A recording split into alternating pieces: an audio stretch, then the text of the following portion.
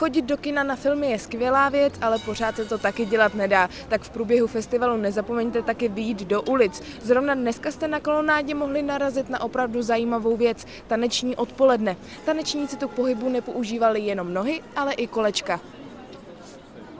Right about now, the Funk Soul Brother. Check it out now, the Funk Soul Brother. Right about now, the Funk Soul Brother. Check it out now, the Funk Soul Brother. Right about now, the Funk Soul Brother. Check it out now, the Funk Soul Brother. Right about now, the Funk Soul Brother. Check it out now, the Funk Soul Brother. Right about now, about now, about now, about now.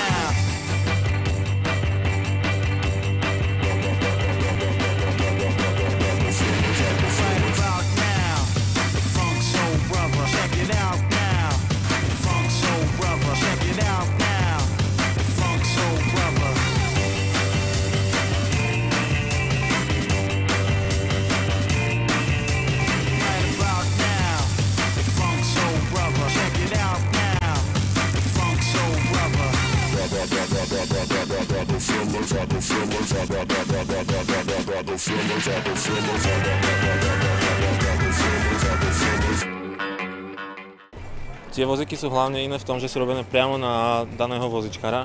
To znamená, že keď ten vozičkár prestane tancovať, tak ten vozík je nepoužiteľný ako taký. Je ľahší, rýchlejší. Sú robené zo špeciálneho materiálu titán a vážia okolo 7 kg, normálny váži 15 a sú robené tak, že to ťažisko je nižšie, aby ten vozičkár mohol robiť tie balancy, tie točky, aby bol oveľa rýchlejší ako na tých normálnych vozíkoch. Lebo to musíme makať rukami. Máte hodně namakaný potom. Asi aj vidno. Je náročné zkombinovat pohyby nohou a koleček?